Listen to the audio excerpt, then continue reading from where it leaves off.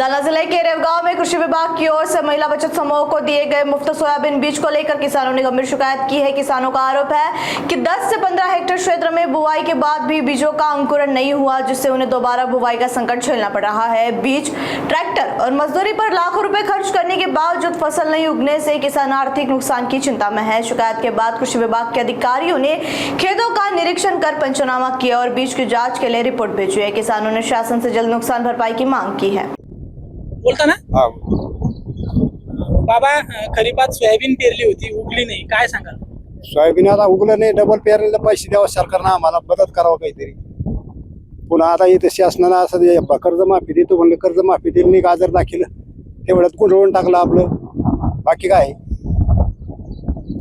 तुम्ही बियाणं कुठून आणलं होतं, काय झालं? महामंडळाचं बियाणं आणलं होतं, ते बियाणं उगलत नाही, 25 बॅग पूर्णच उगलं नाही, कोणाचंच नाही उगलं।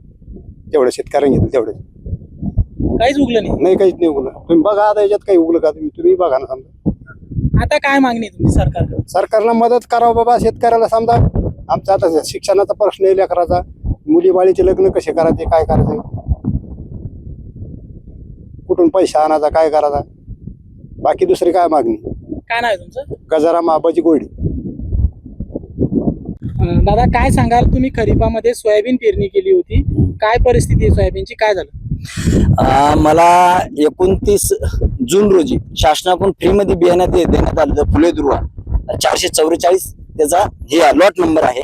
ते बियाणं 29 तारखेला देण्यात आलं होतं मला। मी 1 तारखेला ते बियाणं पेरणी केलेली आहे। आज 10 तारीख आहे, आजपर्यंतही ते बियाणं उगवलेलं नाही। मी त्याची तक्रार काल कलेक्टर साहेब, EDO साहेब आणि तालुका कृषी अधिकारी, जिल्हा कृषी अधिकारी यांच्याकडे केलेली होती।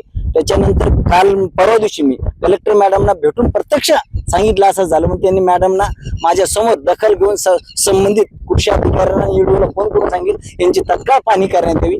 त्या निमित्तानं काल मग EDO साहेब असतात, ते तालुका कृषी अधिकारी आले आणि KVKचे चौधरी साहेब आले, त्यांनी स्वतः येऊन पाहणी केली। त्यांनी मला स्वतः सांगितलं की बाबा आमचा असा फॉर्म्युला 1 बाय 1 मीटर मध्ये किमान 33 झाडे उगवले, त्याचं जर्मिनेशन आम्ही धरलं। पण त्यांनी स्वतः 2-3 ठिकाणी ते करून बघितलं, एकही झाड म्हणजे पोटल तुम्ही शेतात बघू शकता। मागच्या वर्षीचा हरभरा उगला माझा, पण सोयाबीन नाही उगली। याच्यामुळे माझं खूप नुकसान झालं आणि शासनाने माझी फ्री बियाणं देऊन घोर निराशा केलेली आहे।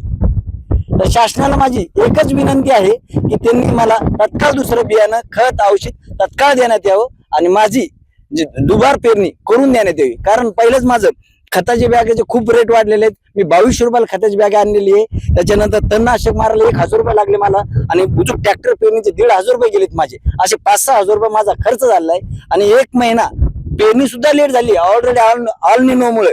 दरवर्षी जून मध्ये पेरण्या होतात, 1 जुलैला पेरण्या सुरू झाल्यात आणि आज 10 जुलै असून मी पेरणी झालेली नाहीये। आणि पुढे आता उजूक हवामान शास्त्र आपल्याला सांगत आहे की उजूक आता 10 दिवस पाऊस नाही।